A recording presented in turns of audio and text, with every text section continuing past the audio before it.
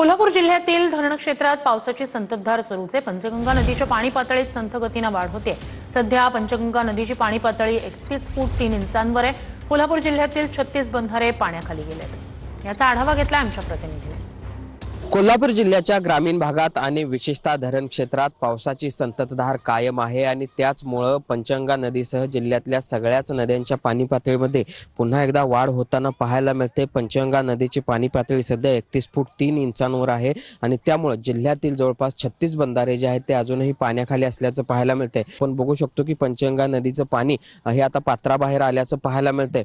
आज आणि उद्या हे 2 दिवस विशेषतः घाट माथ्यावर मोठ्या प्रमाणावर पाऊस पडेल अशा पद्धतीचा अंदाज हवामान विभागाने वर्तवलेला आहे आणि त्यामुळे देखील या सगळ्या पंचगंगा नदीच्या पाणी पातळीमध्ये हळूहळू वाढ होताना पाहायला मिळते। अशाच पद्धतीची परिस्थिती जिल्ह्यातल्या इतर नद्यांची देखील आहे आणि त्यामुळे पावसाचा जोर अजूनही वाढणार आहे। पुढचे 2 ते 3 दिवस ऑरेंज अलर्ट कोल्हापूर जिल्ह्यासाठी देण्यात आलेला आहे आणि त्यामुळे या सगळ्या पाण्याच्या पातळीमध्ये आणखीनही वाढ होणार असल्याचं जिल्हा प्रशासनाकडून सांगण्यात आले। Journalist Sunil Katkar, Bhushan Patil, TV9 Marathi, Kolhapur.